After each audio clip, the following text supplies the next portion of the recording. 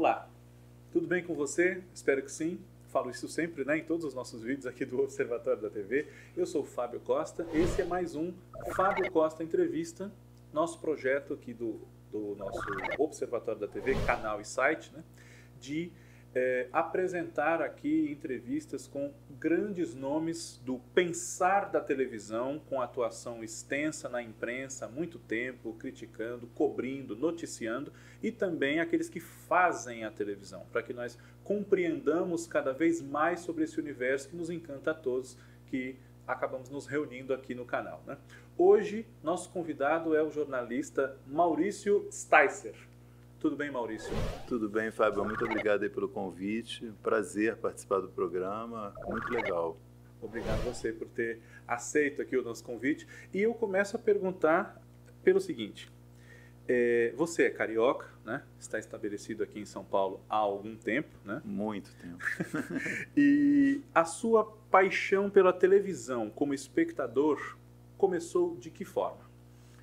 Como criança, né? Eu nasci em 1961, como você disse, sou carioca, vivi no Rio até final de 1985, então, quer dizer, infância e adolescência e início da vida adulta no Rio. E a gente tinha um aparelho de televisão em casa, um único para a família, preto e branco ainda, né? Eu peguei a televisão nos anos 60 e minhas lembranças de televisão são dessa geração, que são os desenhos, né? National Kid e seriados, Daniel Boone, Bat Masterson, Capitão Asa, eu lembro de que tinha, que era meio a Xuxa da época, né? Que era um programa vespertino de programa, ele meio trazia programas, apresentava programas. É isso, assim, minhas primeiras lembranças de TV são essas. E depois tem uma lembrança que é muito forte para mim, de televisão, aí já não é tão criança, que é 1970, eu já tinha 9 anos, que é a Copa de 70. Assim, eu era já apaixonado por futebol desde criança também, torcedor do Botafogo desde os 7, 8 anos. E a Copa de 70 foi um negócio mágico para mim, assim, porque foi um evento, foi a primeira Copa transmitida ao vivo, né, no Brasil. Acho que a de 66, não sei se chegou a ser transmitida ao vivo para algum país, mas no Brasil não foi. Sim. A de 70 foi a primeira transmitida ao vivo no Brasil. E era PB, né? Embora tenha sido uma transmissão a cores, nos lares ela era PB, as pessoas não tinham aparelho ainda de cores, e foi uma coisa realmente espetacular. Eu lembro, assim, com muito detalhe, sabe? Já assisti cada jogo do Brasil, as comemorações depois.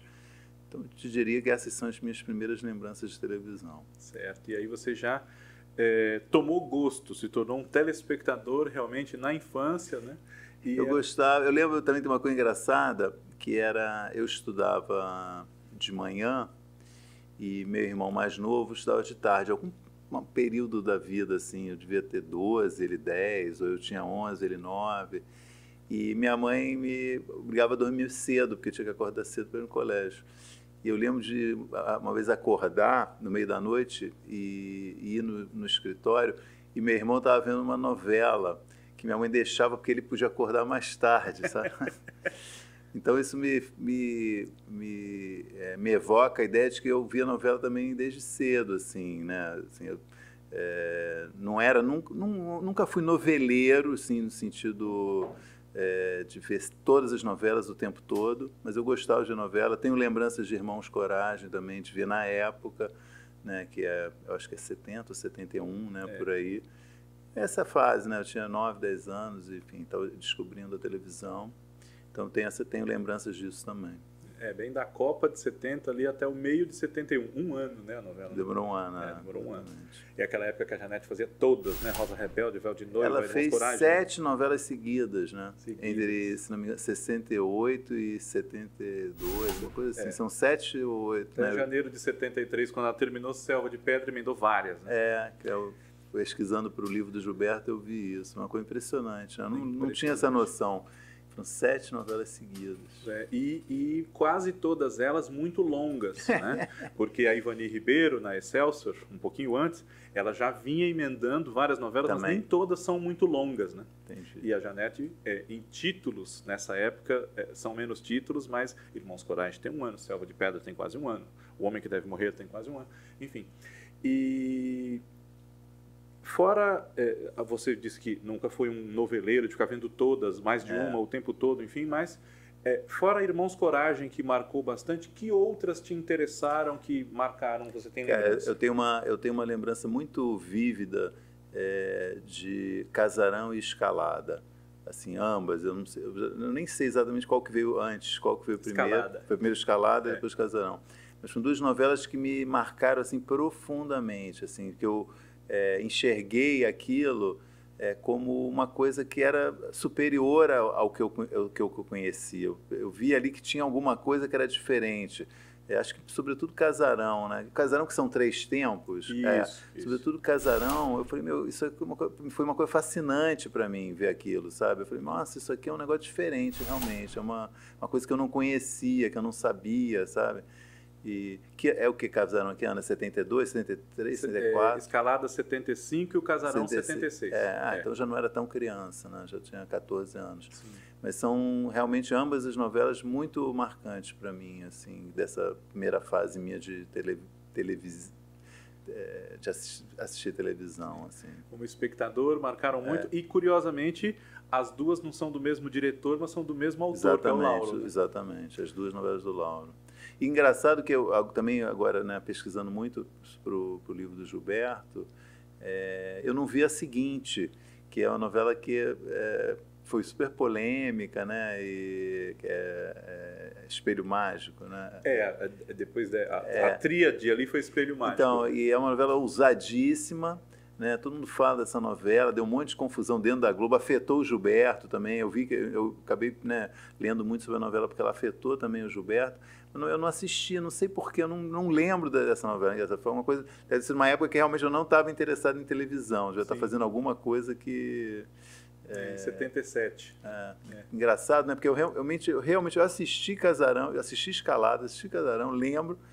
E aí quando eu falei, pô, essa novela, por que eu não assisti essa novela? Não sei. Sim, Espelho Mágico realmente é uma coisa de você ter o Chico Anísio no Fantástico, né? Falando contra a novela, coisas assim. Não, você não pode cortar a ilusão do público dessa forma, os astros são uma coisa... Né? E causou, né? A Janete ficou furiosa, né, com a novela, né? Sentiu... que o Lauro estava tirando sarro dela, né? Na explosão da lancha, aquela história, né? Que o personagem do Tarcísio passa por aquilo na novela dentro da novela do Lauro. Coquetel do Amor, Coquetel de Amor, né? De Amor. Né? E aí, no Semideus, isso tinha acontecido com o mesmo Tarcísio, né? Aí fica uma coisa... Tá pegando no meu pé, né? E os 2 autores que se alternavam naquele momento, exatamente. Né? No horário das 8, principal ali. Mas por causa disso é que vai surgir a oportunidade para o Gilberto. Por causa do fracasso do Espelho Mágico. Sim, aí veio o Astro e aí o Gilberto já, né? Na verdade, até ele é convidado para substituir o Lauro. Ele está fazendo Dona Xepa, está no meio de Dona Xepa, e o Daniel Filho liga para ele e fala, olha, quero que você escreva a próxima novela das 8. Ele ficou louco, né? E o Arthur da Távola, na época, criticou demais isso, achou que ele nunca podia ter sido convidado no meio, quando ele estava no meio de uma novela para um outro horário, que isso evidentemente atrapalhou ele, a cabeça dele, atrapalhou a novela, né, a Dona Xepa. Mas aí, pelo menos, razões... não totalmente claras, mas uma é o fato que ele teve um problema no braço, né, uma luxação, tipo parecido com o que eu tive, teve uma luxação no ombro, engessou, e ele teve que ditar os últimos 30 capítulos de Dona Xepa. Essa seria uma das razões pelas quais a Globo decidiu, então, trazer a Janete para ela fazer a novela que ia substituir e deixar o Gilberto para depois da Janete. Sim. Mas, em tese, em princípio, a ideia é que o Gilberto teria estreado na sequência de Espelho Mágico. E aí daria menos de 2 meses fora do ar, do fim da Dona Xepa, né? E aí talvez também tivesse atrapalhado ele, porque se tudo fosse como realmente foi, na Tupi teria o Profeta, né? Que foi um problema. Competindo, né? O Profeta pegou uns órfãos de novela tradicional que não se viam no Espelho Mágico, né? Com perdão da construção, não se viam no Espelho Mágico. E foi sorte, no fim foi bom, né? Porque ele teve tempo para trabalhar mais. Era a primeira novela das 8, né? A Responsa, né? Teve tempo para trabalhar mais. A Janete ajudou ele, enfim, teve uma... Foi bom. Tinha uma relação muito boa, né? Ele gostava muito dela e ela dele. Né? E antes de você ser essa pessoa, esse profissional que a gente identifica como um ícone do jornalismo de televisão, sem favor nenhum, né? Não é puxando o saco, que a gente não precisa, né? É uma justiça. Muito obrigado. Não, imagina. Não, imagina, é muito bom.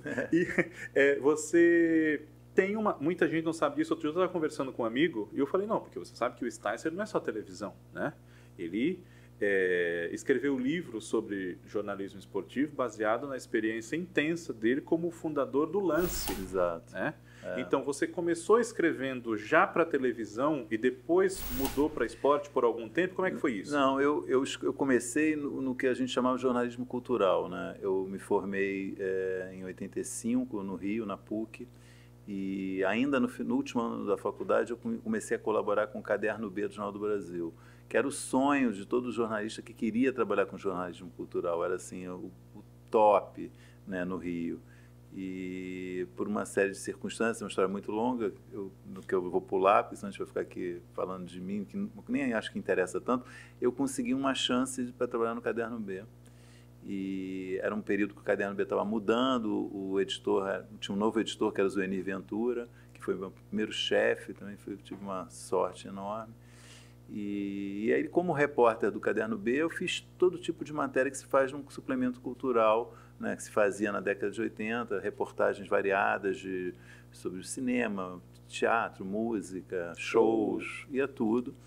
E comecei também a ser solicitado para escrever sobre televisão. Eu lembro, assim, teve um período, tinha uma colunista fixa de televisão, uma repórter fixa de televisão, que era a Milian Lage, e ela tirou férias. E aí eu fui chamado para fazer umas coisas, eu lembro de escrever matérias, até crítica eu fiz, porque um dia me perguntaram isso, mas quando você começou a fazer crítica? Eu falei, um dia olhando recortes velhos do Jornal do Brasil, eu achei uma crítica minha de Tititi, né, do Cassiano, a Tititi original, que é 80, deve ser início de 86. Virou 85 para 86. Tem um texto meu, né, Você Achou, sobre Selva de Pedra. Uns fãs da Xuxa um dia resgataram um texto meu anunciando a contratação da Xuxa pela Globo, que eu fiz. Então, enfim, eu escrevi sobre tudo e também sobre televisão. Isso final de 85, início de 86. No final de 86, eu fui convidado a trabalhar no Caderno 2 do Estadão, aqui em São Paulo. E era uma oferta tentadora do ponto de vista profissional. Eu aceitei, eu vim a São Paulo, conheci a redação, conheci o editor, que era o Luiz Fernando Imediato, que me convidou, sem me conhecer pessoalmente, ele me convidou só de me ler, que foi uma coisa que me causou muita lisonja na época. Eu falei, porra, um cara muito legal, achei muito legal. Eu topei, foi uma maluquice da minha parte, porque eu tinha 1 ano e pouco, estava super bem no Jornal do Brasil, era super querido, muito bem tratado.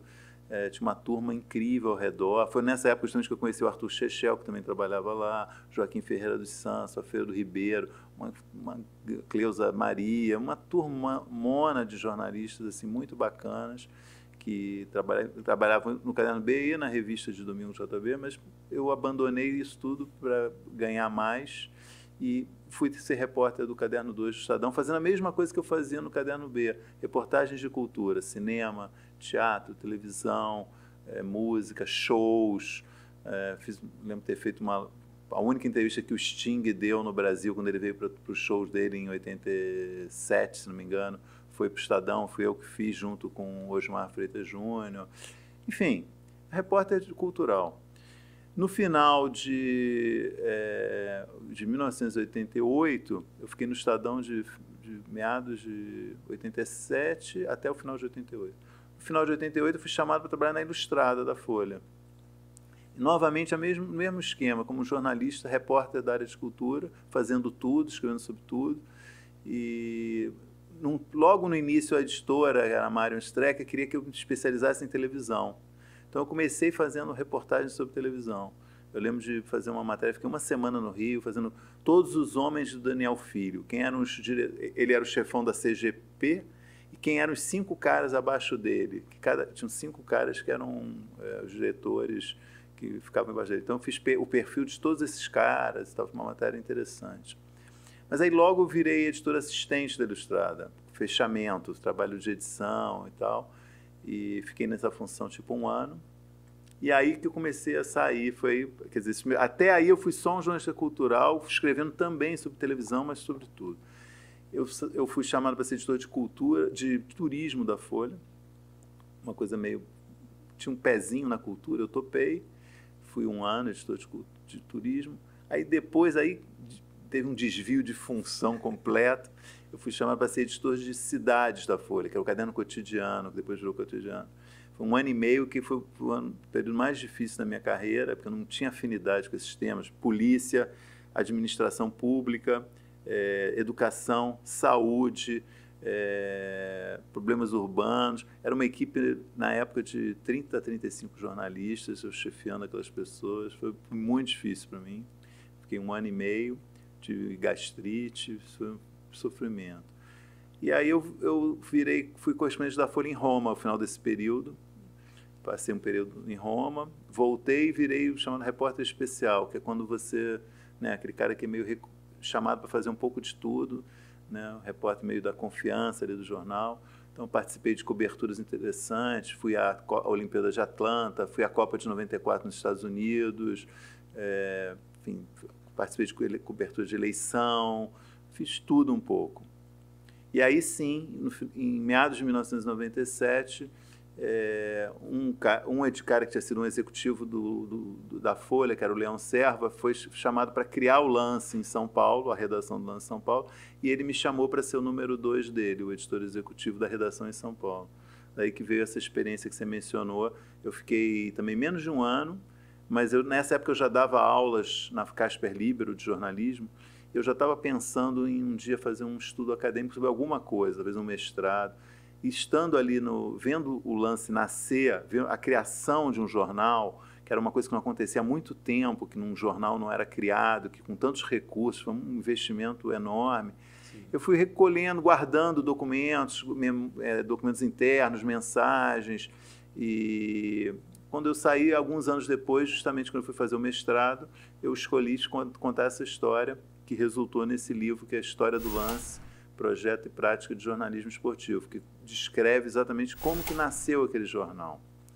Então, daí veio essa minha experiência, que foi a minha única experiência com jornalismo esportivo. Na verdade, eu não sou jornalista esportivo. Muita gente fala, você também é jornalista esportivo. Na verdade, eu não sou jornalista esportivo.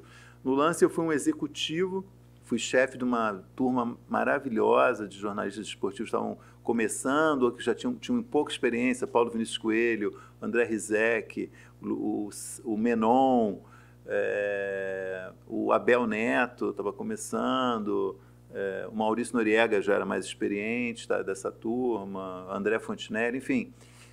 Mas eu não era jornalista esportivo, eu era um executivo de um jornal esportivo. Nunca fui realmente, embora eu tenha ido à Copa de 94, a Olimpíada de Atlanta, depois fui à Olimpíada de Sydney pela revista Época, Copa de 2014 pelo UOL, e Copa de 2010 também pelo UOL na África do Sul. Trabalhei em várias coberturas de eventos esportivos, mas eu nunca fui um jornalista esportivo.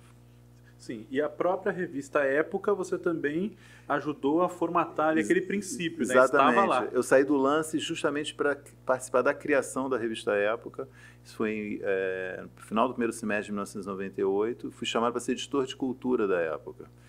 E criei a seção de cultura da Época. E foi uma experiência maravilhosa também. Mas aí também como executivo, foi um período que eu escrevi pouco, fiz poucas matérias, assim, eu era mais realmente o editor. Mas lembro, por exemplo, de fazer uma capa com o Thiago Lacerda, lançando o Thiago Lacerda, o novo galã da Globo, foi uma matéria que eu fiz. E de lá eu fui fazer a mesma coisa, criar a seção de cultura da Carta Capital, que era uma revista quinzenal de negócios, que estava virando uma revista semanal para competir com a Veja e a Isto É, dirigida pelo Mino Carta. E aí eu fui para lá também para fazer a sessão de escultura da revista. Fiz também durante 4 ou 5 anos essa sessão de escultura. E quando o redator-chefe da revista saiu, que era o Bob Fernandes, o Mino me chamou para ser o redator-chefe da revista. Aí foi realmente a minha experiência mais profunda, assim, com política, com um jornalismo mais duro. Sim. Eu fiquei 1 ano e meio, quase 2 anos como redator-chefe da Carta Capital. Eu me lembro não da o primeiro número da época, eu acho que não é, mas um dos primeiros números da época que na seção de cultura falava da estreia da Brida.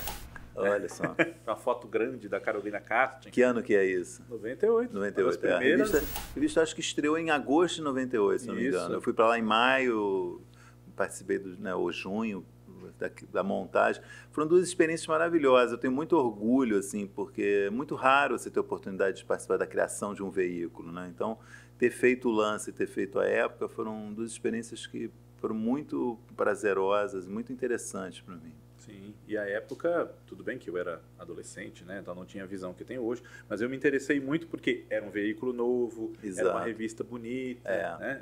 Tinha uma proposta gráfica bem diferente mesmo das outras semanais. Era uma revista que realmente tinha um grande ar de novidade e a gente lia e gostava. Fez frente, né? Chamou uma atenção, Isso. Conquistou o seu espaço. Exatamente. Esse período de ligação muito intensa, não só com uma função executiva, mas com outros assuntos. Como foi a sua relação com a televisão como espectador? Eu, assim, quando eu olho para a programação de TV de um certo período, eu vejo que tem um branco, sabe? Tem um apagão mesmo, que eu acho que é um período assim, que vai de meados da década de 90, é o período que eu estou muito dedicado na Folha como repórter especial e muita viagem. Eu fiz muita matéria, além dessas coberturas esportivas internacionais, muita viagem, muita matéria fora, pelo Brasil, um período muito rico como repórter. Depois, emendando Lance, Época e Carta Capital, acho que é meio uma década em que eu tenho um certo afastamento da televisão, que eu vejo menos TV, sabe? Quando eu olho para trás e vejo... Alguém comenta determinada coisa, eu vou olhar, eu falo, pô, eu não vi isso, não lembro bem disso. Aí eu olho a data, eu falo, esse período. Normalmente é nesse período. Tá explicado. É um período assim que tem meio um apagão, vamos botar entre aspas, meu de televisão. Sim. Que é meados dos anos 90 e inicinho dos anos 2000. Sim. E aí depois que eu retomo, assim, quando... intensamente, né? E depois da Carta Capital, aí você foi fazer o quê? Eu fui escrever a minha dissertação de mestrado, que é justamente esse projeto, que é a história do Lance. Sim. Enfim, foi publicado pela editora Alameda. Para se alguém aqui você vai ter só fãs de televisão, né? Mas cada alguém gosta de jornalismo esportivo, é um trabalho interessante. Aí, quando eu acabei, entreguei, fiquei 6 meses, foram os primeiros 6 meses da minha vida que eu não fiquei numa redação. Fiquei em casa escrevendo, foi uma experiência muito legal. Foi um embrião, assim, de depois, quando eu resolvi trabalhar por conta própria, eu vi que eu gostava de ficar em casa trabalhando. Foi nesse período, que é o período que eu fui fazendo a dissertação do mestrado. Quando acabou, eu defendi lá na FEFELESH, na Sociologia da USP, eu fui chamado pela Joyce Pascovitch. Ela, na época, ela tinha o site Glamurama e tinha começado a revista JP, que era uma revista meio de moda, estilo de vida e tal. E ela tinha planos de fazer a revista Poder, que era uma revista meio mais assim, com política, mais assuntos mais quentes e mais sérios, entre aspas. E eu acho que a intenção dela é que eu ajudasse ela a fazer isso. Na verdade, eu fui para lá como um diretor editorial, ou seja, eu era responsável abaixo dela por tudo que era feito, mas eu acho que a intenção maior dela mesmo era que eu ajudasse a fazer essa revista. Eu ajudei, trabalhei com ela 1 ano. Foi interessante ter conhecido o Glamurama. Foi a minha primeira experiência de ver como funcionava uma redação de um site. Eu nunca tinha visto de perto. Isso seria útil depois para mim, quando eu fui trabalhar no IG. Foi muito rico esse período. Mas deu 1 ano, eu falei... tinha uma pegada que me incomodava um pouco, era excessivamente comercial, assim, tudo tinha um vínculo com algum anunciante, tinha uma coisa... Tinha jornalismo, tinha uma equipe que fazia jornalismo, mas tinha uma coisa excessiva para mim na minha visão comercial. E aquilo me incomodou e eu saí, pedi para sair. E aí é que eu realmente vou embicar em televisão totalmente, porque eu vou para o IG em 2008, isso é 2008, e fui para ser também um repórter especial, fazer tudo. Era um período que o IG estava investindo tentando trazer jornalistas mais experientes para mesclar. A redação era muito jovem, turma muito jovem mesmo, com pouca experiência, e estavam com a ideia de trazer jornalistas mais experientes. Eu lembro que o Ricardo Couto foi contratado na mesma época que eu. E aí, quando eu comecei a fazer matéria e tal, um dia eu falei assim, vem cá, eu não vou ter blog, porque assim, eu não sabia direito, todo mundo tinha blog, entendeu, em 2008, era um negócio, blog, e eu falei, pô, eu estou vindo trabalhar num lugar de internet, eu não vou ter blog, ficar escrevendo matéria, normalmente. Aí os caras falaram, você quer um blog? Eu falei, quero. E aí me deram um blog, mas era extra, eu não ganhava nada. Era uma coisa, assim, um trabalho extra que eu comecei a fazer porque eu achei legal. Então eu ia, para fazer uma matéria, aí eu chegava mandava a matéria para o site e escrevia no blog uma espécie de making-off da matéria, o que aconteceu, encontrei não sei o quê, vi não sei o quê. E aí ia ao cinema, escrevia um textinho sobre um filme. Ia ao teatro, escrevia um textinho no blog sobre a peça e tal. Quando eu escrevia sobre televisão, cara, o blog bombava. Eu via um programa, vou escrever sobre esse programa. Cara, blog bombava. Aí eu vi um capítulo de novela que eu assisti, achei curioso. Bom, aí eu falei, epa. Há algo aqui. Opa, tem um negócio aqui. E aí, eu acho que um pouco porque eles viram que eu estava gostando de escrever sobre televisão no meu blog, não era, e eu comecei a fazer também matérias de televisão, saía no último segundo, saía na área de entretenimento e tal.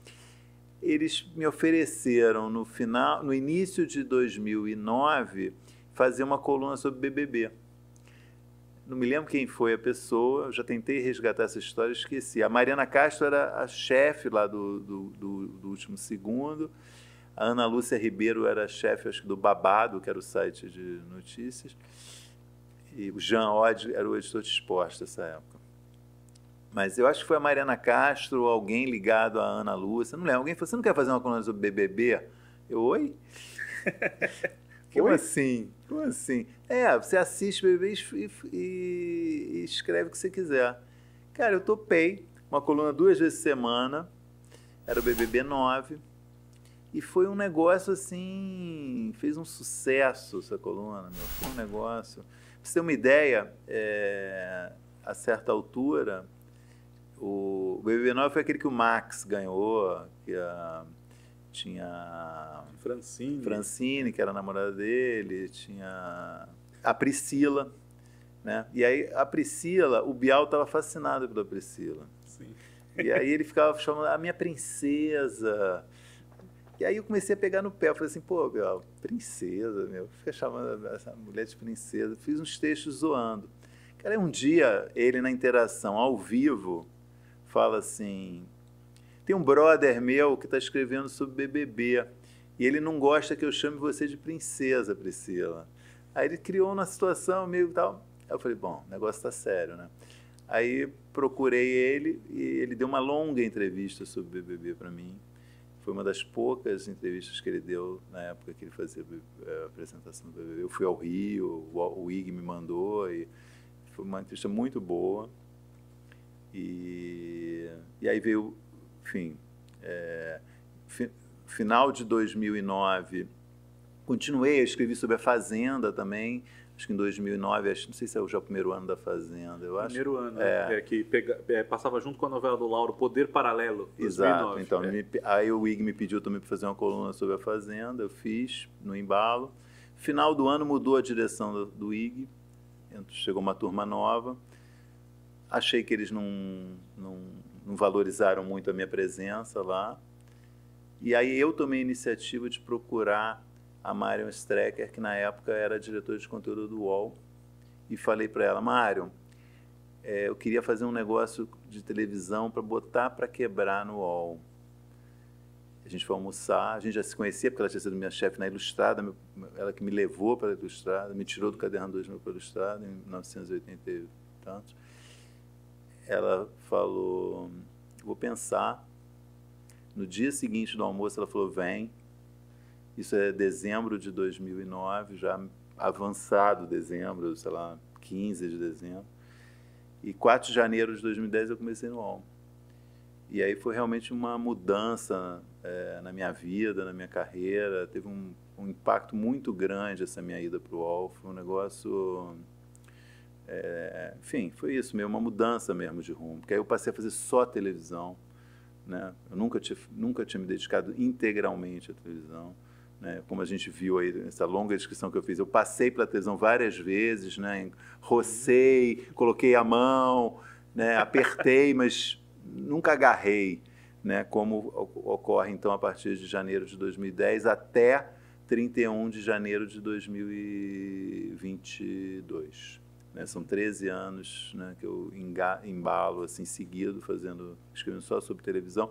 Ainda que durante o período o UOL tenha me convocado para coberturas políticas também, coberturas de esporte, visita do Papa. Fiz um monte de trabalho por fora, assim. Mas eu virei um colunista de televisão. Inverteu a situação, né? Essas Exato. outras coisas que era você só roçando de vez em quando. Exatamente. Eu virei realmente um colunista de televisão, me aprofundei, comecei a estudar, a ler muito sobre televisão, resgatar um pouco esses hiatos que eu tinha. Né? Não tenho nenhuma vergonha de dizer isso, que eu realmente tenho períodos que eu não vi coisas que muita gente viu, que alguém poderia dizer, podiam me desclassificar, né? Se fosse um reality, podia ser desclassificado. Você não viu essa novela? Tá fora. Então, eu acho que eu corri atrás de coisas que eu não tinha visto, coisas que eu tinha perdido, entendi melhor muita coisa que eu não entendia. E eu acho que coincidiu que foi um período de muita mudança na televisão, né? Quer dizer, 2011 é a chegada da Netflix no Brasil, né? Acho que é 2011, né? Comecinho dos House anos of Cards, né? Começa o negócio de plataforma de streaming, né? Isso me interessa muito também, esse assunto. Isso vai acabar levando a escrever um livro que foi o primeiro livro que eu escrevi sobre televisão, que é o Adeus Controle Remoto, meio documentando essa transformação, que eu escrevi muito sobre isso, o que estava acontecendo, né? É um período chave, né? De mudanças no meio da televisão. E eu adorei, assim, foi uma coisa que me fez muito bem, sabe? Eu me senti muito bem escrevendo sobre televisão. Coincidiu também, isso eu dou crédito ao Ig, que foi o Ig que criou uma conta no Twitter para mim. Eu falei, o que é isso? Ele falou, você vai ter isso aí. Tenha um Twitter. E era 2008, o Twitter acho que 2007, né? Eu meio conheci aquilo realmente quando tudo era mato, como as pessoas dizem, né? Foi uma experiência maravilhosa, sabe? De conversar sobre televisão com as pessoas. Era uma sala, de fato. Não é clichê isso, eu não estou passando pano, né?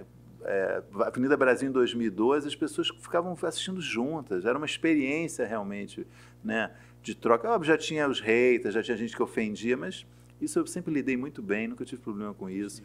Sempre tratei assim, esse cara não sabe quem eu sou, ele está falando com uma imagem que ele tem de mim, não me conhece, então deixa pra lá. Eu nunca dei bola para hater, realmente, nunca foi problema para mim.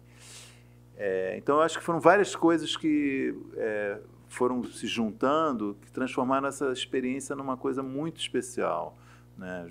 Como eu te falei, né? Escrever sobre reality show, que eu acho que eu tinha uma perspectiva desde o início diferente da maioria das pessoas, porque eu não focava nos participantes, meu foco principal era o apresentador, o diretor e o cara que eu chamei de Mister Edição, que era o editor do programa. Isso que me interessava no BBB, tentar entender como que eles faziam o programa. Então, é um período de embates públicos com Boninho, ficava puto comigo, me xingava, reclamava nas redes sociais. O Bial, a partir de um certo ponto, me parou de falar comigo, ficou furioso com o texto que eu escrevi. Enfim, então tem isso que gerou muita interesse pelo meu trabalho. Mas eu acho que eu fui além, né? Fui além de reality, comecei a escrever muito também sobre novela, né? Eu já sabia, mas eu acho que eu não tinha a noção.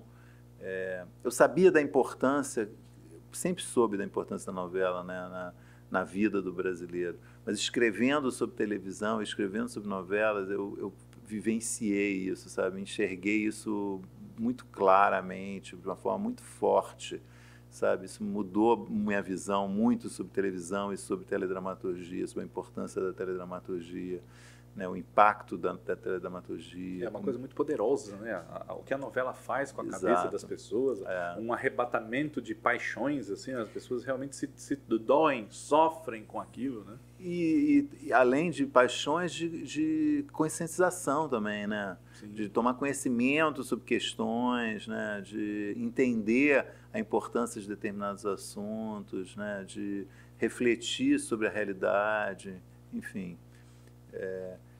Foi assim que eu virei, né? Meio aos trancos e barrancos, eu acabei virando, me especializei e foi muito bom para mim, porque realmente foi uma mudança de rumo profissional, que eu intuí lá, começou no IG, que eu percebi ali, e quando eu propus essa mudança, me mudar para o UOL, foi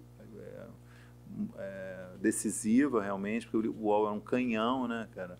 A home do UOL sempre foi, nessa época, 2010, falavam, sei lá, nem te falo, números assim, milhões de pessoas passavam por dia naquela home, então você tá um texto ali na home do UOL, né? Isso deu uma visibilidade para o meu trabalho incrível e me deu muita satisfação, né? Geraram muitos frutos, enfim. Sim, e esse seu olhar diferenciado sobre o Big Brother é que realmente fez a diferença, né? Porque todo mundo foca no chamado jogo, né? Os participantes, quem é o mal, quem é o ruim, e fura olho, e você não. Como que se apresenta esse programa? Como é que eu faço para não privilegiar A ou B? Ou até privilegiar, mas sem parecer que eu estou fazendo isso, enfim, né? Porque existem as princesas e as plebeias, por assim dizer. Né? E realmente, por essa visão, compondo com outras, você, todos esses anos, é uma voz, né, ativa, que a gente presta atenção no que vai falar sobre o Big Brother, justamente, né? Porque eles também tentam driblar o que a gente está percebendo que acontece, né? Exato. E inovam, etc. Eu escrevi sobre o BBB a partir de 2009 e pedi para parar em 2021 ou 22. 21, as últimas 3 edições eu já não assisti. Então, realmente esgotado do assunto, achei que estava ficando repetitivo para mim também. Mas sempre me fascinou realmente a forma como o programa conquistava a audiência. Eu achava sempre, por que as pessoas gostam tanto desse programa, sabe? O que tem nesse programa que é tão atraente? E esse foi o desafio que eu me impus mesmo, de tentar entender isso, né? Eu acho que tem um elemento grande mesmo de manipulação, né? Que é a edição, né? Sim. De contar histórias, de escolher enredos e desenvolver melhor alguns enredos do que o outro. Tem um aspecto psicológico, digamos, que é o prazer que o espectador tem de julgar, né, o outro, né? Quer dizer, no início eu tinha aquela ideia que é um pouco clichê, o espectador gosta de ser um voyeur, mas não é isso. O principal o espectador gosta de julgar. Você ficar ali julgando quem está certo, quem está errado, quem é honesto, quem não é, na sua visão, né? Esse poder de julgar é muito forte. E o programa lida muito bem com isso, sabe que o espectador está com essa perspectiva. Então, oferece doses de derrapadas, doses de acidentes dos participantes, justamente para o espectador ir se envolvendo enfim, e mostra o tomando choro, partido, o sofrimento, os embates por uma bobagem, um ovo cozido. Exatamente. Lá, né? E envolve muita grana, né? Isso que é um negócio também que sempre me chama atenção, né? Muito patrocinador, né?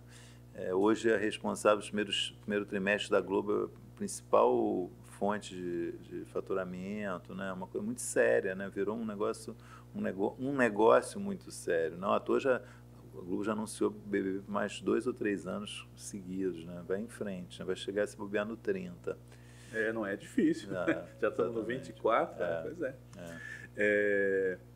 E conforme você passou a se dedicar à televisão, realmente, especializou-se, não é exagero falar, né, em reality show e em Big Brother, mas nesse período em que começaram a haver novelas muito problemáticas, falou-se muito em crise de audiência, em derrubada de audiência, e alguns autores começaram a ter momentos ruins de audiência quando em geral não tinham, né? O Manuel Carlos, o próprio Gilberto Braga, enfim, o Agnaldo Silva, agora mais para o fim da década, com o Sétimo Guardião, né? Que novelas nesse período mais movimentado, conturbado, você gostou de ver? E a sua crítica até fluía melhor por você gostar de ver, talvez. Tem muitas novelas, né? Em relação à questão da audiência, esse período que eu comecei a escrever coincide justamente com o momento em que a novela das 8 começa a ficar abaixo do patamar de 40 pontos. É exatamente nesse momento, assim, acho que a última novela que atinge 40 pontos é Fina Estampa. De média, né? Do Agnaldo Silva, que é de 2010, né? Ou 2011. 2011. 11 para 12, a Avenida Brasil já vai dar 39 e alguma coisa e tal. Assim, tem muita novela boa, né, nesse período. A própria Avenida Brasil, achei uma novela, né, muito, muito boa. Eu não achei tão boa quanto acho que as pessoas acharam, mas eu achei boa. Que existe uma coisa, né? Mobilizou realmente, mas talvez não seja tão boa quanto pinta. Exatamente. Eu lembro que na época, é a mesma época que passou mais ou menos no mesmo período, a novela Vida da Gente. Não, A Vida da Gente é ótima também, maravilhosa, a novela das 6. Não, uma novela do João Chimenez Braga e da Cláudia. Lado a Lado. Lado a Lado, Foi um pouquinho depois. E que ganhou o Emmy. Disputando com a Avenida Brasil. E eu amava Lado a Lado. Sempre achei essa novela incrível, assim, uma perspectiva interessante, que era os anos 10 e 20 no Rio, do século XX no Rio. Aquela higienização. Exatamente, o Bota Abaixo e aquele personagem que era um Zelig, né, que era o Lázaro Ramos, que ele estava em todos os lugares, ele estava sempre aparecia quando estava acontecendo uma coisa importante, ele estava lá. Achei uma novela muito legal. E eu lembro quando ganhou o Emmy, eu falei assim, pô, viu, eu acertei aqui, a novela boa é Lado a Lado, não era a Avenida Brasil, os fãs ficaram putos. Mas eu achei a Avenida Brasil uma boa novela também, enfim. É um período que eu acho que tem novela das 7 muito ousadas também, nessa segunda década do século XXI, né? Tem Che Charme, que voltou agora, que eu acho uma novela deliciosa e ao mesmo tempo sacana, né? Crítica. Tem um remake ótimo da Maria Adelaide de Amaral, também na hora das 7, do Tititi, que tem uma sacada que ela junta Tititi com Plumas e Paetês, e pega o Mário Fofoca de Elas por Elas, e junta tudo isso e vira uma nova novela que chama Tititi, que é uma novela deliciosa. Né? Tem as novelas da Alicia, né? Como a gente falou, da Vida da Gente, e Sete Vidas, que também é ótima. Tem o João Manuel meio se firmando, mas eu acho que também nunca assim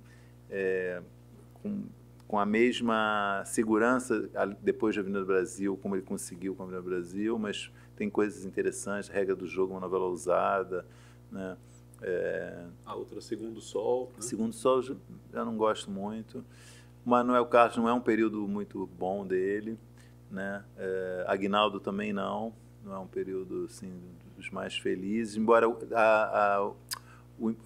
Império seja uma novela boa, mas eu tenho críticas a algumas coisas que acho exageros, aquele personagem do Paulo Betti.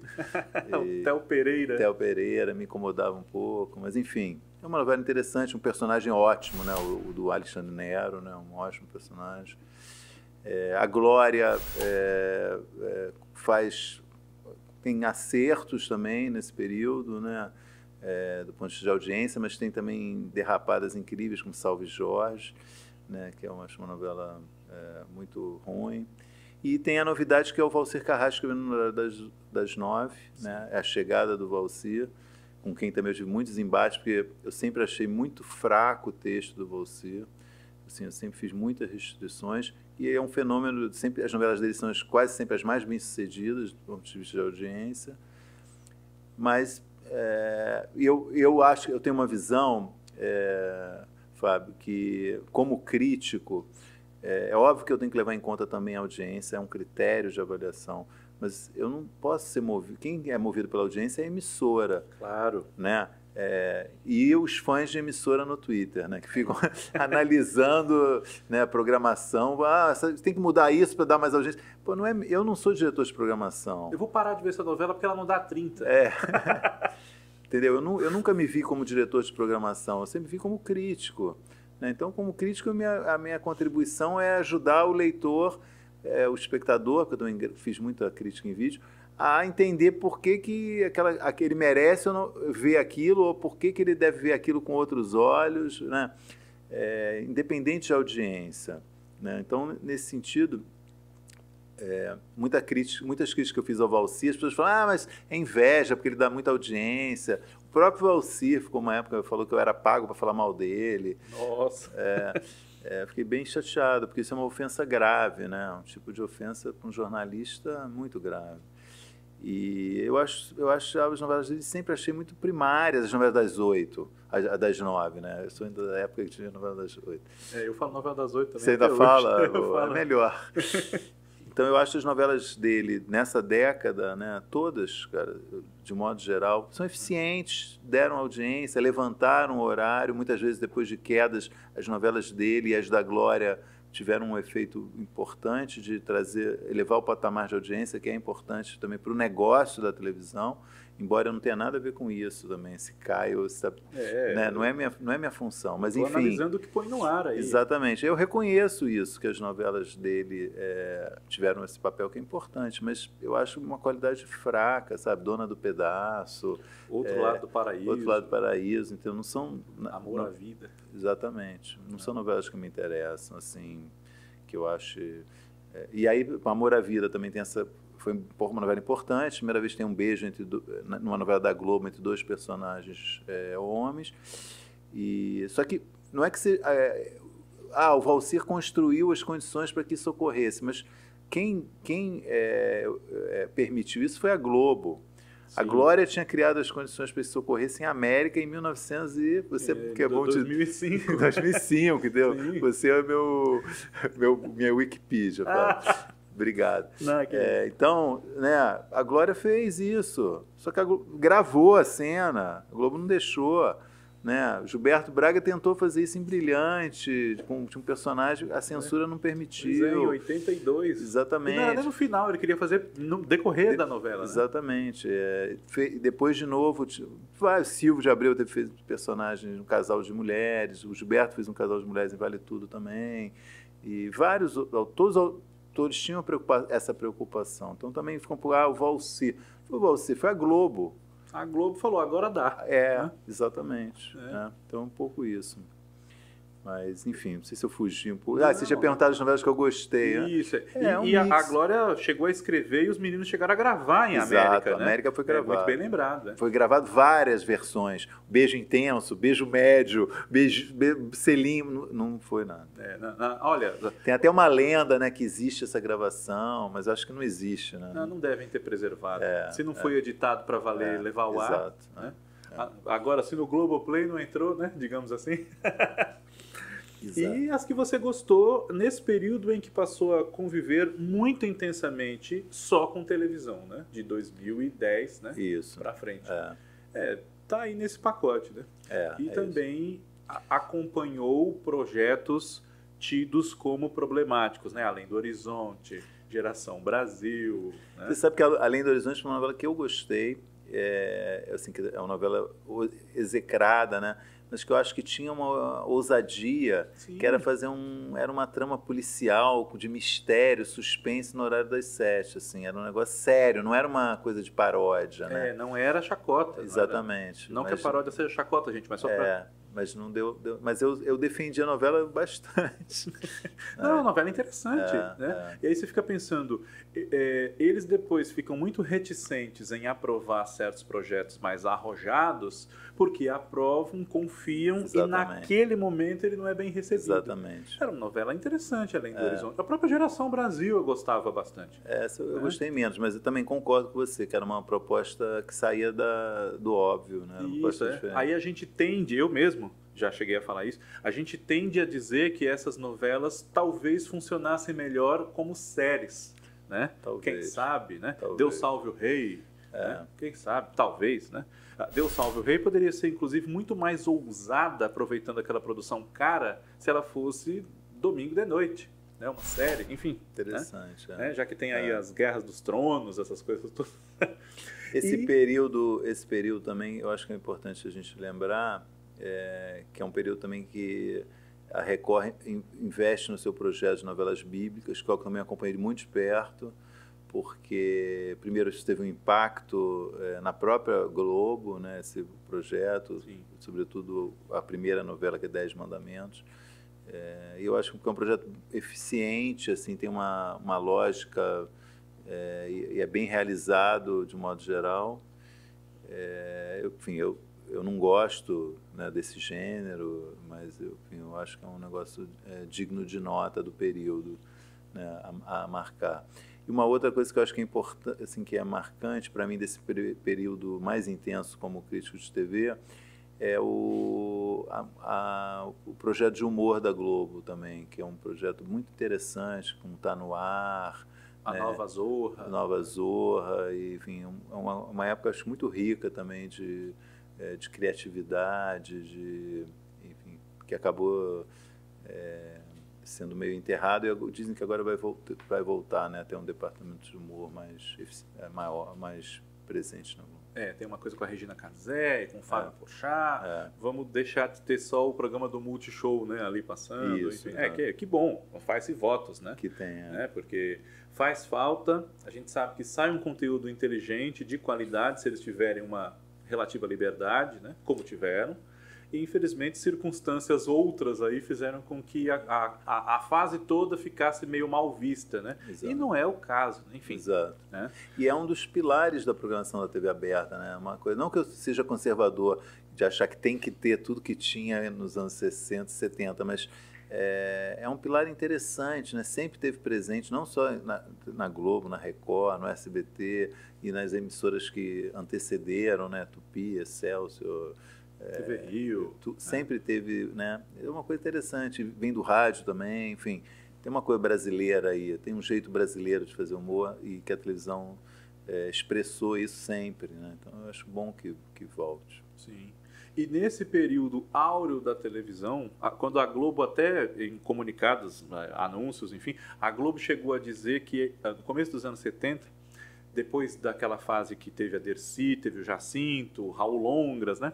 A Globo começou a dizer que, durante um período, a televisão se viu obrigada a fazer certas concessões para conquistar a audiência. Agora este período acabou. Acompanhe o caso especial, essas coisas todas. Como germinou a ideia de você fazer o livro sobre o nosso Homem do Sapato Branco? É legal você falar disso. Então, quando eu fiz a minha pesquisa para escrever o perfil biográfico do Silvio, que eu fui publicar em 2018, eu comecei a pesquisar em 2016, 2017. Topa tudo por dinheiro? Topa tudo por dinheiro. Muitas faces do empresário Silvio Santos. Que eu acabei enveredando por um caminho de tentar entender como ele construiu a imagem dele, né? Como se criou uma certa mitologia em torno do Silvio e tal. E é um livro que eu gosto muito, uma pesquisa que eu acho muito rica. E durante essa pesquisa, muitas vezes eu cruzei com o Jacinto. Aparecia o Jacinto. Foi trabalhar com o Silvio, quando o Silvio criou a televisão dele, voltando, depois no Aqui Agora. E aí eu comecei a pesquisar sobre o Jacinto, comecei a descobrir uns episódios. Eu falei, a história da distribuição de presentes de Natal em 1968, no centro de São Paulo, um caos. O cara foi deputado, que eu não sabia. Eu falei, mas quem é esse cara, meu? Porque todo mundo, e assim, eu li muito sobre televisão, tenho lido muito, continuo lendo. Toda vez que se fala, qualquer livro de história da televisão fala do Jacinto, sempre se tem um aposto assim, Jacinto é um dos precursores do sensacionalismo na TV, e morre o assunto. E Munducão. Pioneiro do Munducão, e fecha a coisa e muda de assunto. Eu falei, porra, quem é esse cara? Então eu falei, vou começar a pesquisar esse cara. Me deu uma curiosidade, entendeu? Eu falei, quem é esse cara? E aí foi isso. Eu pesquisei muito também. Já estava na pandemia, foi um período de pandemia. Foi mais fácil, que eu estava trancado em casa, por um lado, mas eu consegui falar com as pessoas via online, né? Entrevistei muita gente via Zoom, telefone. E hoje é mais fácil pesquisar também arquivo de jornal, né? Sem precisar se deslocar. E aí eu meio reconstituí a carreira do Jacinto e eu vi que foi um negócio fascinante, é uma história impressionante, meio triste, né, até, porque ele se dá muito mal, né, se ferra em todos os campos, mas é um cara importante, ele ajuda a entender um pouco a programação ultra popular da televisão, né, o sucesso dele ajudou outros a seguirem por caminhos parecidos, ou partirem do que ele fez para fazer outras coisas, mas, né, as armações dele em palco, em estúdio, serviu de guia também para outros programas, né, serviram de guia. É isso, foi assim, foi por acidente, por trombar com ele na pesquisa do Silvio frequentemente, por ler muito sobre sensacionalismo e falar, mas por que para aqui? Por que ele fez de fato, né? Foi me despertando uma curiosidade. Eu vi que não tinha nada sobre ele, ninguém nunca tinha escrito, um cara meio maldito, né? Tinha um tabu, né? O Jacinto, o Jacinto, as pessoas falavam. Eu falei, pô, no fundo é um cara meio até ingênuo, sabe? No fundo eu cheguei à conclusão que é um cara um pouco naif, assim, um pouco, acho que não que ele não soubesse que ele estava fazendo algumas coisas horríveis, mas não era um cara assim com mais intenções, eu acho, sabe? Era um cara... fazia porque sabia que aquilo ia chamar uma atenção. Exato, abordava como ninguém abordava, né? Eu ofendia às vezes as pessoas, né? Até agredia. Tapinha na cara. Exatamente, umas coisas horríveis, né? Que eu acho, né, são indesculpáveis, mas comparado com o que veio depois... Eu acho que ele até é um cara, eu acho ele um pouco ingênuo. É até leve, né? Comparado com o que veio depois. Exatamente. Enfim. E o Jacinto, eu me lembro do Jacinto fazendo reportagem no Aqui e Agora. Né? É a última coisa, né? O fim da carreira. Bem, senhores telespectadores, né? Este aqui é o castelinho da Rua APA. Né? Coisas assim, né? Exatamente. Tem uma dos anos 80 que o SBT postou, aquele TBT do SBT, né? Que é ele entrando num cubículo, assim, que é abaixo do nível da Avenida do Estado. Né? Já vi isso. Morava um cara ali, não é isso? Isso, morava acho que um casal. Tem um que é só um cara e outro cubículozinho é um casal. Aí ele fala, vocês moram aqui? Aí ele fala, a gente passa o dia na rua, né? Porque trabalha, faz isso, faz aquilo, mas aí de noite vai pra casa. Você cozinha aí dentro, cozinho. E é um negócio totalmente, né? Eu acho que ele tem essa qualidade de querer trazer a realidade para a televisão. Sim. Né? Ainda que ele tenha distorcido, né, a realidade, eu acho que tinha uma intenção que era genuína e interessante. Isso já na década de 60, né, que é a primeira fase dele, que não tem registros em vídeo, mas que eu consegui reconstituir lendo e vendo o que se falava e ouvindo pessoas que tinham assistido na década de 60. Tem uma coisa ali original mesmo, sabe? De trazer a realidade da rua para a televisão, Sim. sabe? Isso também na TV Cultura comercial, né? Exatamente. A primeira TV Cultura, que é onde ele começa, que é a TV Cultura dos Diários Associados. Sim. Canal 2. Que depois ficou um tempo fora do ar e voltou como Fundação Padre Anchieta. 69 vira para... Isso. E realmente também houve há um contexto desse momento em que o Jacinto fica muito mal visto, porque ele foi colocado num pacote de coisas que o governo também queria que a televisão tirasse fora. Exatamente. Né? Ele, Chacrinha, Dercy e o chamado programa de baixa qualidade. Exatamente. Tem ali uma união, eu acho, entre o que a Globo não queria mais, né, como você bem lembrou, né, a Globo entende que chega uma hora que ela precisa não é a audiência o principal, é a publicidade que é o principal. E esses caras afugentam a publicidade, Dercy, Chacrinha e Jacinto, Longras. E vamos chamar assim, a classe média também se incomoda com aquilo. Né?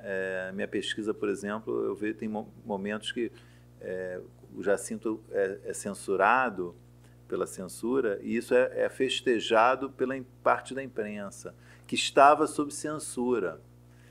Então você vê que contrassenso, né? Exatamente. Mas como é mal visto... Exatamente, achava aquilo de mau gosto e tal. E é isso. E a ditadura que também vê aquilo como uma coisa de mau gosto e talvez tivesse medo do Jacinto se tornar uma figura mais importante, mais relevante. Ele, na época, já era deputado estadual, ele tinha planos de ser candidato a senador, né? Então, talvez tenha acendido um alerta ali também, pô, esse cara é perigoso, não é um cara controlável. E aí ele é cassado em 69 vai subir, temos que segurar, né? Exatamente. E é como você falou, esse componente de uma determinada ingenuidade, uma possível ingenuidade, é visto já na justificativa dele de por que se vestir de branco, né? De por que usar branco, é porque lembra os médicos. Os médicos são pessoas respeitadas, puras, né? Que fazem o bem. Exatamente. Então, realmente faz sentido essa sua ideia, né? De que... É uma figura. E o livro do Silvio, que veio antes, né? Você teve a ideia de falar desse Silvio empresário. O título chama para isso, mas não é só, né? Assim, eu quis chamar o Silvio, a ligação dele com os políticos, né? Uma coisa que sempre me intrigou, que é realmente essa coisa da construção da imagem dele no início da carreira, que ele escondia a mulher, né? Isso é uma coisa tão chocante, né? Um episódio muito chocante, né? Ele só vai revelar isso em 1988, né? Ele diz que está arrependido que ele fez aquilo, ele fala publicamente, né? A mulher morreu antes de ser reconhecida como a mulher de Silvio Santos, né? Uma história horrível. Ele mentiu idade, até meados da década de 80 ele subtraía 5 anos da idade. Eu falei, por que ele fez? Que isso, entendeu? Então tinha algumas coisas assim, né? Intrigantes, né? Que eu queria entender um pouco, né? E eu acho que as primeiras biografias dele ajudam a construir um pouco essa mitologia. Então foi um pouco isso. Eu falei, vou tentar, um pouco pretensioso, meio desmistificar, mas tentar um pouco mostrar a construção dessa imagem. E isso inclui realmente a maneira como ele encarava a política, né? Ele é sempre governista. Ele foi governista na ditadura, foi governista na democracia, foi governista durante o governo Lula, foi governista, mas aí um pouco exageradamente durante o governo Bolsonaro, foi um período de muita empolgação dele com o governo. Transmitiu live. Exatamente. E já voltou e já está de novo, a família já visitou ele em Brasília, a Daniela Beirute e tal, já retomou esse ciclo dele como governista. A experiência dele como candidato a presidente, que eu acho que é uma derrapada dele no perfil dele, assim, uma coisa que ele meio, não sei se a palavra certa é, ele meio achou que sonhou, veio uma coisa que ele podia ser presidente do Brasil, sabe? De uma hora para outra. Fazer algo a mais por esse povo. Então eu quis reconstituir esse episódio, que eu acho um episódio bem delicado. Foi um momento eu vivi esse momento na redação da Folha, lembro disso muito bem. Foi uma coisa chocante, ninguém entendeu aquilo, sabe? Então, há poucos dias da eleição. Um mês antes da eleição. Era a primeira eleição para presidente desde 1961. A última eleição tinha sido em 61, 64 veio golpe, e só voltou a ter eleição em 1989. Pois é, quase 30 anos, né? 60 para 89. E aí o Silvio decide, faltando um mês, vou ser candidato a presidente. Eu falei, como assim? Por quê? Né? Então, é um episódio que eu me debruço e, enfim... Mas é um livro que ainda eu acho que tem algumas pontas soltas. Eu tenho planos de fazer uma segunda edição, atualizar ele, melhorar, corrigir. Vamos ver se dá certo. Estou negociando para ver se... eu acho que o livro pode ficar mais redondo assim, do que ele resultou. Certo. Não, e o resultado inicial, não é porque você está aqui, mas já foi bastante interessante no sentido de às vezes, levantar essa figura de alguém que não é só aquele homem do sorriso, exatamente. simpaticão, né, do domingo, mas um empresário, alguém com ambições, né? E depois tentou alinhavar para ser governador de São Paulo, exato, né? Mas acabou que não, desiludiu-se. Ele me disse, né? que gostou do livro, isso é interessante também, porque é um livro bem crítico em relação a ele. Ele me ligou um dia, depois que o livro foi publicado, disse, eu não lembrava de um monte de coisa que você falou, mas ele disse, achou o livro muito honesto. Eu lembro dele falar isso para mim, e fiquei feliz, assim, eu acho que...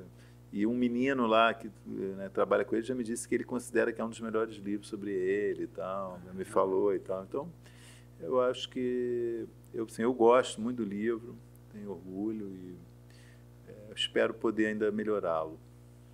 Vai dar para melhorar. Eu acho. E temos agora o seu filho literário mais recente, né?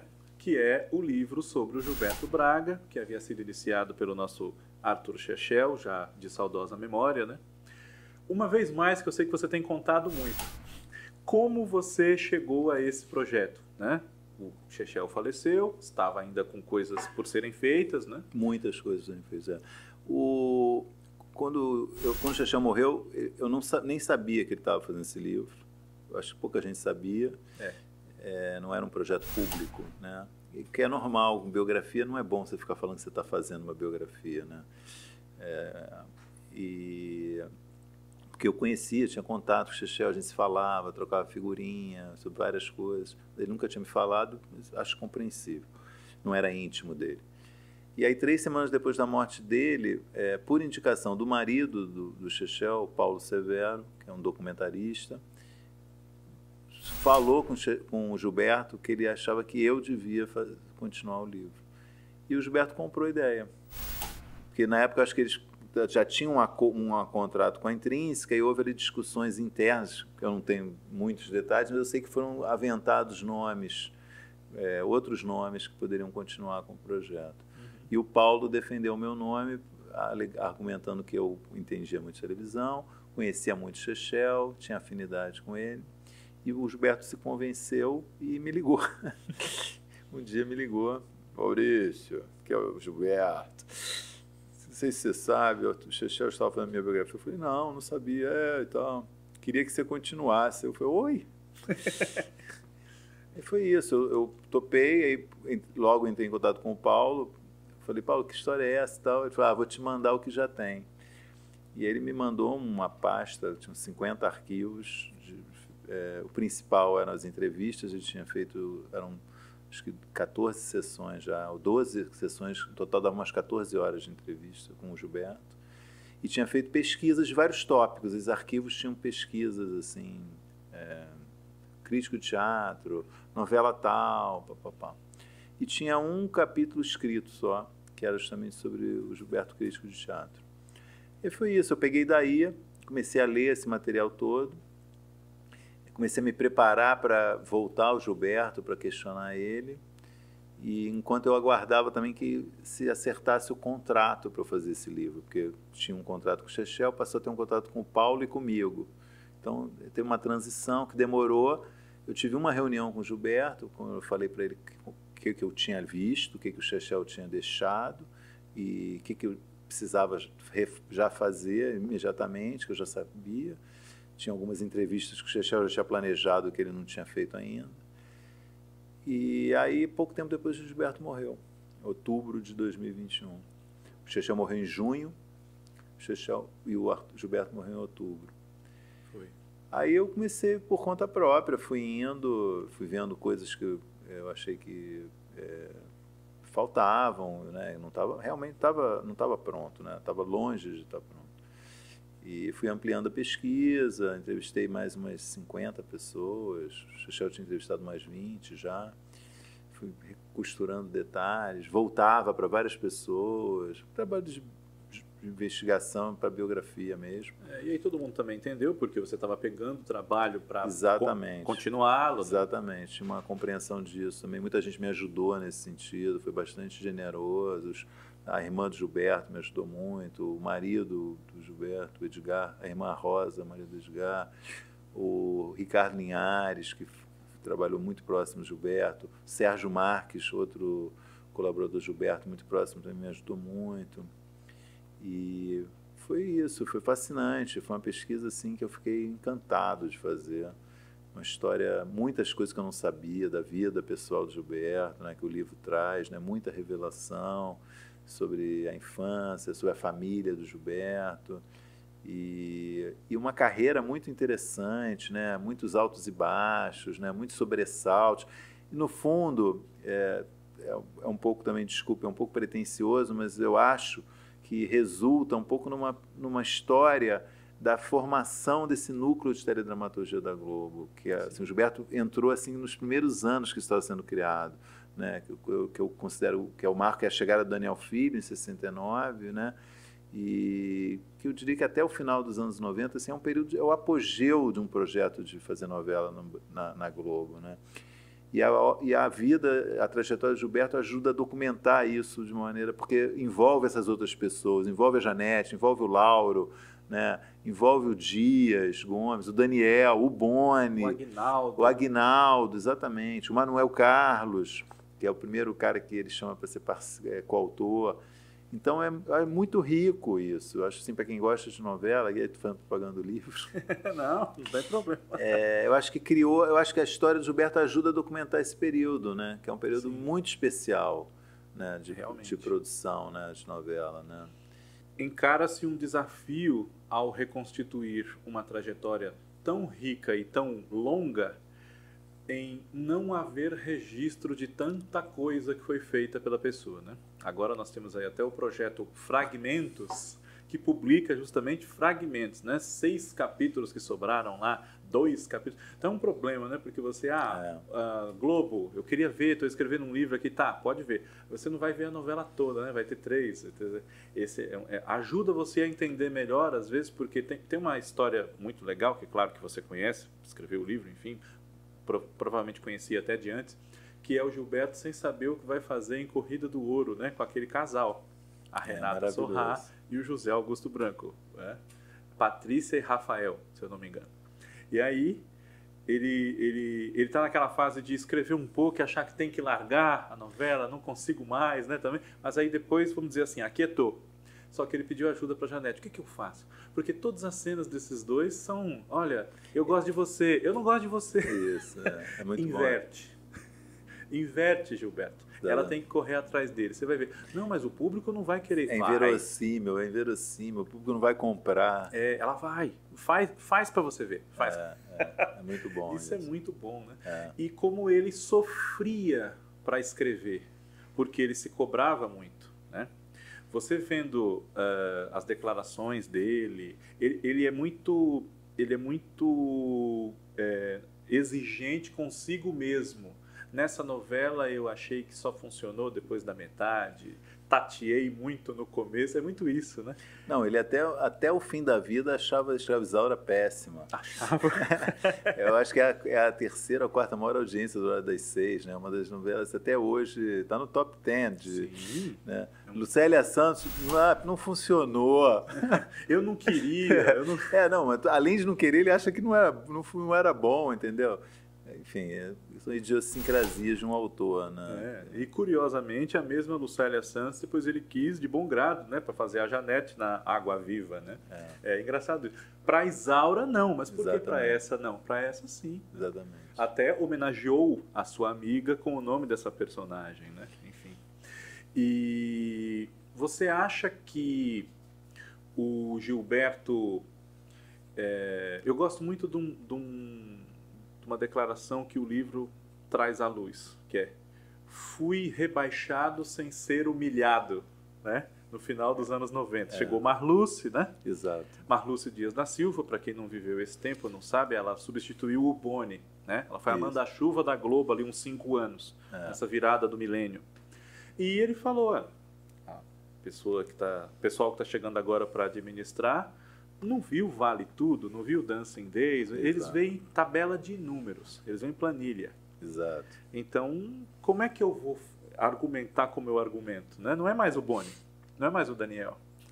O Sérgio Marques que fala isso também, né? Que era muito mais difícil, era mais fácil lidar com esses caras que não entendiam de televisão do que com os que entendiam, né? Tem esse lado. Né? E ele realmente defendia que se fossem fazer Dancing Days, que não podia ser 6 horas, né? Esse que é o problema, quer dizer, a Marluce um dos primeiros projetos dela é de remakes, né? Então ela encomenda o remake de Pecado Capital, né? Que é a Glória, né? Que eu acho que faz junto com ajudada pelo Dias, eu acho, mas é a Glória, né? É a Glória, E ela encasqueta que o Gilberto devia fazer um remake de Dancing Days. E o Gilberto sempre achou Dancing Days uma novela imperfeita. Ele queria melhorar a novela. Tinha vontade de voltar à novela. Então, como ele estava um tempão já também sem fazer nada, um desses hiatos, assim, que ele ficou acho que 3 ou 4 anos sem emplacar, começaram a especulação que ia ter um remake de Dancing Days e tal. E a Marluce chega para ele e fala, queria que você fizesse para o horário das 6. Ele falou, não dá para fazer, eu queria fazer para o horário das 10. Entendeu? Eu queria fazer uma novela mais forte, não quero fazer uma novela adocicada. Dancing Days não dá. E ele fala, Dancing Days é a história de uma puta.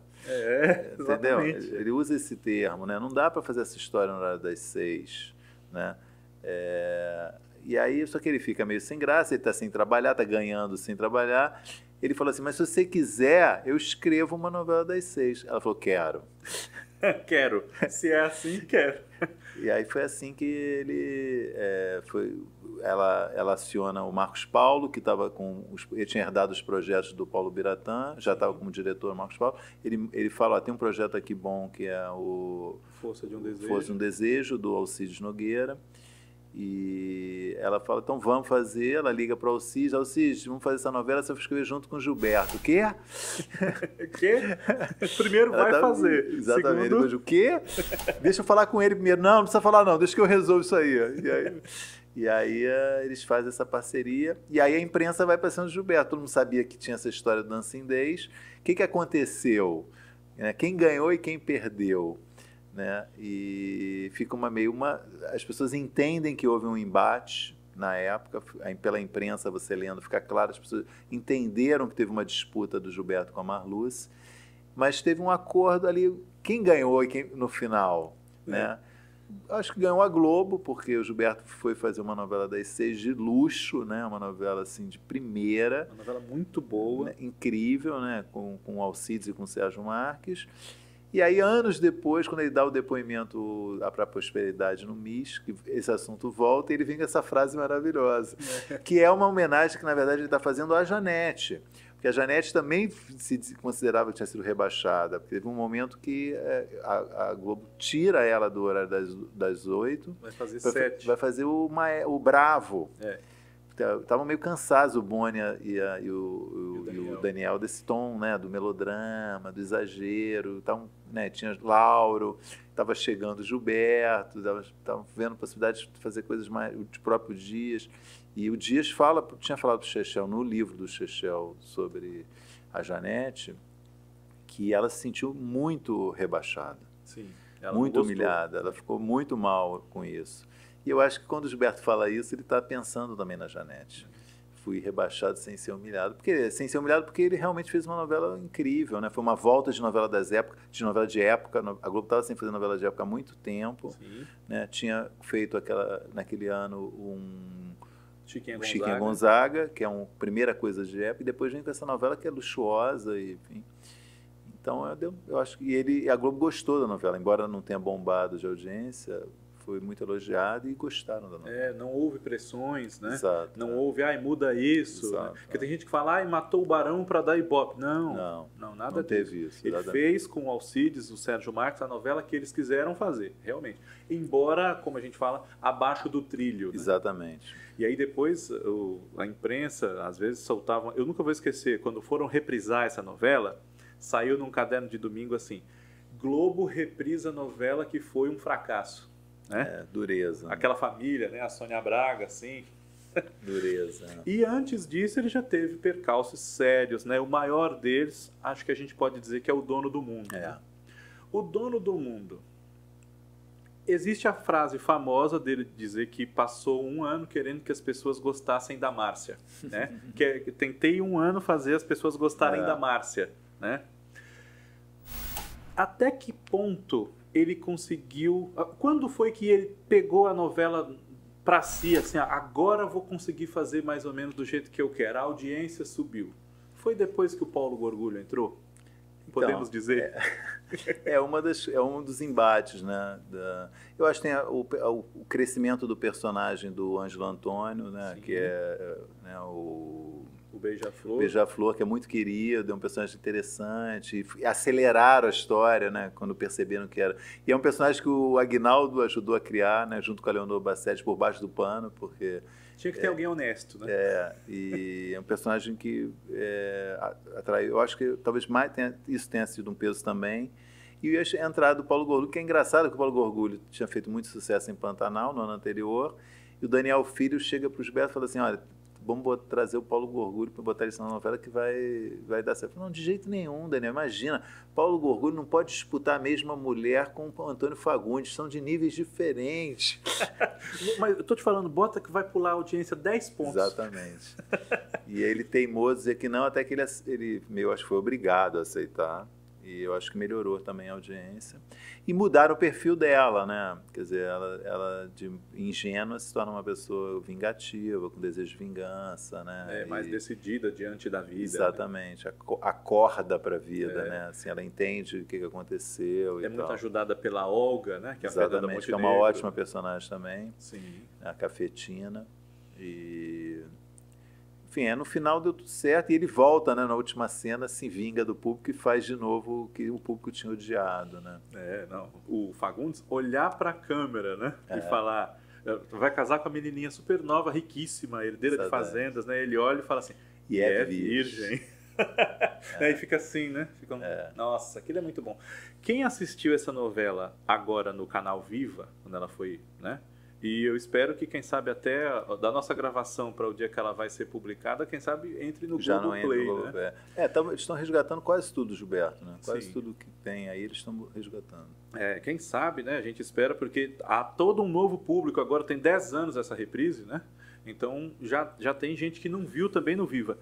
Eu era muito pequeno quando passou a novela, lembro, assim, mas não posso dizer que acompanhei. E vi adulto. Eu acho uma novela que, assim, você vê claramente quais são os problemas dela, as dificuldades enfrentadas, casa com tudo que você vê que ele fala, que tem as declarações da própria época, mas você não se sente vendo uma novela desagradável, ruim. Ele gostava muito da novela. Sim. Ele considerava uma das melhores novelas dele, achava o início brilhante, sempre achou a novela ótima. Ele ficou realmente muito doído com a rejeição, porque ele gostava da novela. Era uma novela que ele gostava, então ele realmente não entendeu assim essa rejeição, demorou a entender. Né? E acabou acreditando, dando um peso talvez exagerado a uma única cena, né? Que é o momento em que a Márcia bate na porta do quarto do personagem do Fagundes e entra. Que ele acha que hoje você enxerga isso até como um gesto feminista, quer dizer, ela é dona do corpo dela, ela faz o que ela quer, mas na época isso foi visto como um gesto de fraqueza de uma mulher se entregar para um homem casado. E um certo machismo, quer dizer, o Fagundes podia fazer aquilo que ele fez com ela que não podia se oferecer para ele. Ela que não podia ceder com facilidade. Exatamente. Né? Exatamente. Isso foi uma coisa, né? Além de tudo, embora menos concorrendo do que parece falando hoje, mas havia um carrossel, né? Exato. Que pegava ali o primeiro bloco da novela, elas não passavam juntas. O Silvio começava a novela antes, 8h15, mas de qualquer maneira atrapalha que você está lá no carrossel, né? E você falou assim, O Dono do Mundo era a novela da qual ele gostava muito. Louco Amor já é o extremo contrário, né? Ele odiava Louco Amor. Eu diria, olha, o que eu entendi, né, ouvindo o que ele falou muitas vezes, o que ele falou para o Chechel, o que ele falou em entrevistas, o que saiu na época, eu acho que ele desprezava, não diria que ele achava ruim, eu diria que ele achava que era uma novela sem tanta importância na vida dele, não à toa que o Boni chegou e falou assim, o Gilberto, Janete a gente já tem uma, você tem que fazer as tuas novelas, não tem que fazer isso aí, não é para você fazer isso, né? Sim. Mas eu não tenho esse registro que ele odiava. Eu tenho um registro que ele achava, olha, uma novela menor e... rejeitada por quem sempre gostou das minhas novelas classes A e B, né? Louco Amor, eles não gostaram. Mas teve audiência boa, né? Pois foi é. uma audiência melhor do que O Dono do Mundo, eu acho, né? Foi uma a audiência subiu com Louco Amor, né? A audiência subiu. Louco Amor também... tem todo um contexto, né? Você acaba de resgatar, você sabe muito bem, né? Você tem uma estreia antecipada. Isso. Você tem o horário tumultuado porque morreu o protagonista da outra novela, o Jardel, Filho, né? Você tem uma reprise que derruba o Ibope para níveis que eles não, né? Embora fosse esperado, enfim, mas eles ficaram assustados lá com o Sabor de Mel, né, da Bandeirantes. O Casarão ia ter 30 capítulos, ficou em 18. E aí você estreia atabalhoada essa novela. E precisa trazer público, e precisa isso, precisa aquilo. Você tem uma manchete perto de entrar no ar, você tem o Silvio Santos que entrou no ar, já está passando novela, né? É uma coisa que você tem que... Aí o Fábio Júnior solta os cachorros no meio da festa, logo, e aí, né, uma cena... Nunca acho que o Gilberto escreveria... né, solta os cachorros. Um melodrama muito rasgado. Né, Cai assim, o isqueiro no chão. Não. Luiz Carlos, pega o isqueiro do Dr. Marcelo. E aí ele fica, né? É aquilo que faz ele literalmente soltar os cachorros, né? E tem a história dele não gostar de que quem ia fazer a mocinha da história era a Bruna Lombardi, né? Exatamente. Não seria uma escolha dele. Não. Aí depois ele foi até mais delicado com a Bruna Lombardi do que foi com a Débora Duarte, né? Por exemplo, né? Então, a Débora... Não, eu acho assim, a Débora, ele sempre reconheceu como uma grande atriz. A Bruna, acho que não. A Bruna, ele fala que não é da praia dele. Né? E a Débora, ele sempre tratou ela como uma grande atriz. Porque o argumento dele, que eu acho também questionável, mas eu registro no livro, é que a Débora não tinha star quality para ser a protagonista de uma novela. Que ele acha que isso tem, né, corpo a corpo, né? Corpo a corpo. Que ele acha que isso é uma questão essencial, quer dizer, não basta ser boa atriz, tem que ter um negócio, algo a mais ali. Esse que eu acho que é a crítica dele, a Débora, porque ele sempre reconheceu a Débora como uma grande atriz. E trabalhou muito com ela. Exatamente. Né? Anos Rebeldes, depois ela volta, né? No Pátria Minha. Pátria Minha. Né? E mais por fim agora, Babilônia, Paraíso Tropical, né? E ele fala que a Débora Duarte não é uma Sônia Braga, né? Usa essa frase, Isso, né? exatamente. E ele queria muito a René de Vilmont, se eu não me engano, para fazer o papel, foi cogitada. Né? Acho que teve algum problema de contrato. Acabou que ele considera pessoas assim, com esse star quality, a Sônia, Beth Faria, né? Ele faz uma distinção ali entre... Que é uma coisa muito subjetiva, né? Sim. Muito subjetiva. Muito subjetiva. O negócio dele encasquetar com o Wagner Moura, porque ele não tinha peitoral. Né? E aí depois ficou apaixonado. Depois, olha, eu estava erradíssimo. Tá certo. Olavo é isso aí mesmo. E eu imagino que, embora trabalhoso, porque você teve muita coisa a ser feita, teve o livro quase todo por escrever, né? Isso. Mas foi um trabalho legal de fazer, né? Maravilhoso. E que me deu um retorno espetacular. Assim, eu percebo assim, o livro, as pessoas espontaneamente vêm me falar de como o livro impactou elas, leitores anônimos, leitores comuns, gente que eu conheço, gente famosa. Assim, está tendo um retorno assim muito impressionante, Fábio. Assim, uma coisa, o livro mexeu. Acho que foi curioso que o Luciano Huck, domingo, fez uma propaganda do livro no Domingão, né? E ele usou uma palavra assim, uma história emocionante, ele usou esse termo, né? Eu acho que o livro, ele tem, não foi a minha intenção fazer isso, mas eu acho que resulta mesmo muitas passagens que são emocionantes, que você acompanha como um thriller, às vezes, você quer saber o que aconteceu, e, né? Então, eu realmente fiquei muito feliz com o resultado, muito mesmo. Vai ser difícil achar outro personagem tão bom quanto o Gilberto. Sei que existem alguns, né? Mas vai ser difícil achar, porque é um personagem que tem uma história de vida muito rica, muito surpreendente, que as pessoas não conheciam, e uma carreira magnífica, né? Interessantíssima, tem também com baixos na carreira, né? Não é uma coisa como é normal, né? Acontece. Ainda mais trabalhando tanto tempo. Exatamente, quase 40 anos, né?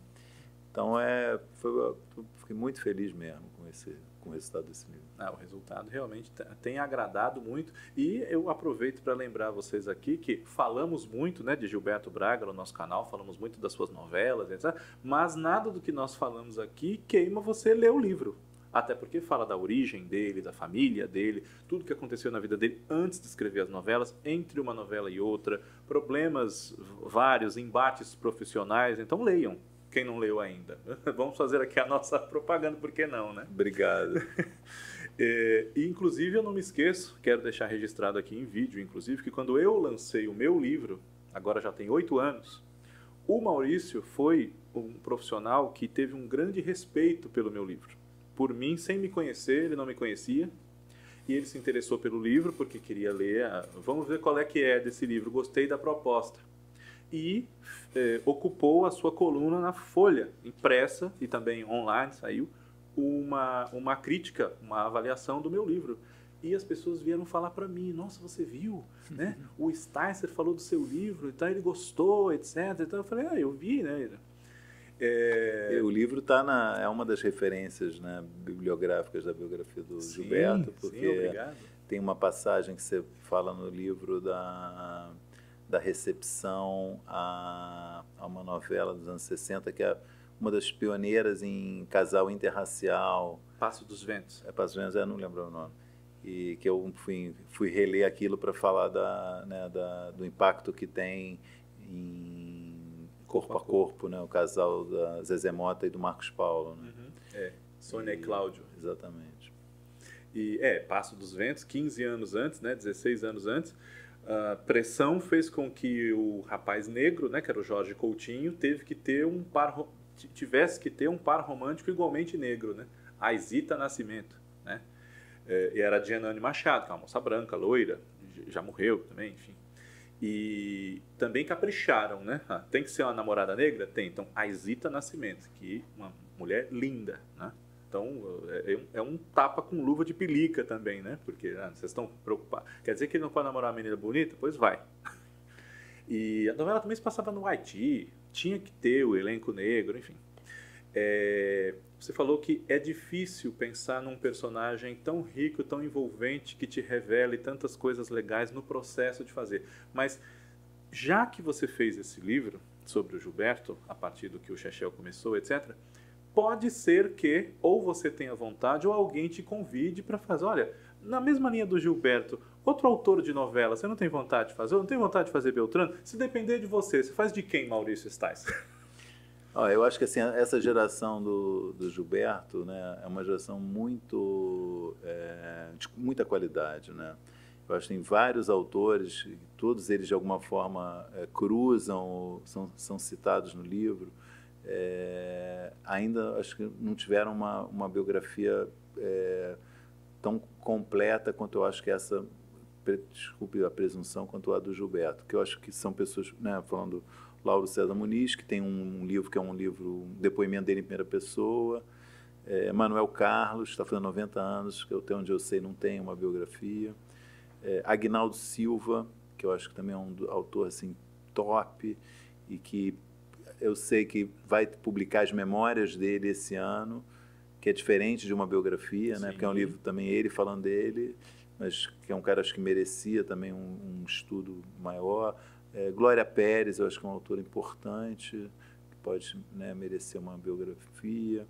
O Silvio de Abreu é um cara que tem vários livros já sobre ele, tem um também que é um livro, que é um depoimento dele nessa coleção Aplausos. O Mar Ledesma, né?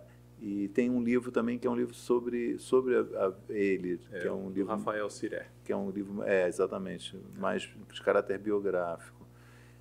Todos esses personagens, então o Silvio talvez, como já tem 2 livros, não seria talvez topo da fila, mas esses outros todos que eu falei, eu acho que mereceriam uma biografia, né? Sim. Porque são todos autores que eu acho que marcaram muito, deixaram uma marca, né, importante, e contribuíram, né, para a teledramaturgia de um modo geral, e da Globo em particular, ter a importância que teve entre as décadas de 70 e 90. Até hoje ainda tem, mas não é a mesma, né? Mas todos eles estavam ali. E Benedito Rui Barbosa, que eu esqueci de citar. Claro, claro. Que também é outro que eu acho que não tem uma biografia. Walter Negrão também, né? Também um cara importante. Coringa de todos os horários, exatamente, bombeiro de todos os horários, e além das suas próprias novelas terem né? Elas têm uma característica de, mas é autor de novela das 6, não sei o que mais. Ele mesmo, né? Eu sempre lembro, quando as pessoas me dizem isso, eu falo, olha, Walter Negrão não escreveu novela das 8, principalmente porque ele não quis. Exato. Né? Houve condições ao longo dos anos. Aí ele falou, não, ele fez uma só, né? Só, na Globo só. Aquela novela das 8 da Globo, Cavalo de Aço. Aí ele falou, eu fazendo a novela das 6, eu escrevo do jeito que eu gosto, tem público. Ele construiu o mundo dele, né? Ganho igual. Né? E essa é uma pergunta um pouco capciosa até, mas enfim.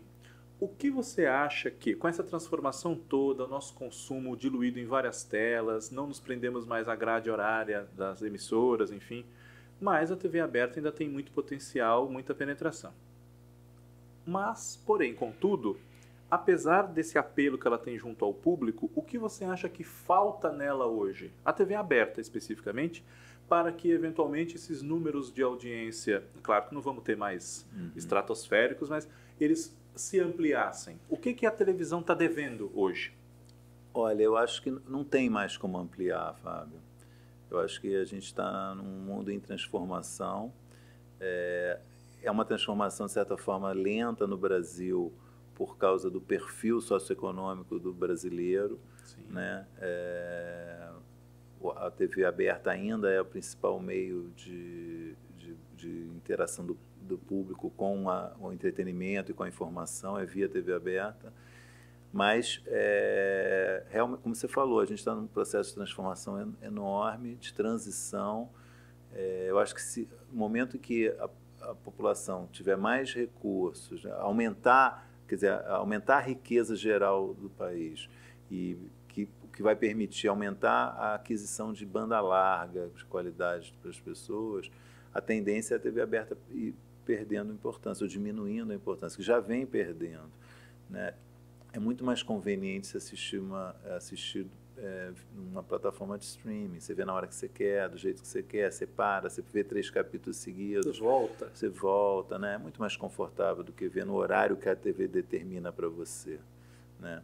Então, eu acho que é um processo sem volta, mas que está ocorrendo no Brasil de forma lenta. Né? Mas eu acho que recuperar a audiência, voltar a subir, não tem como.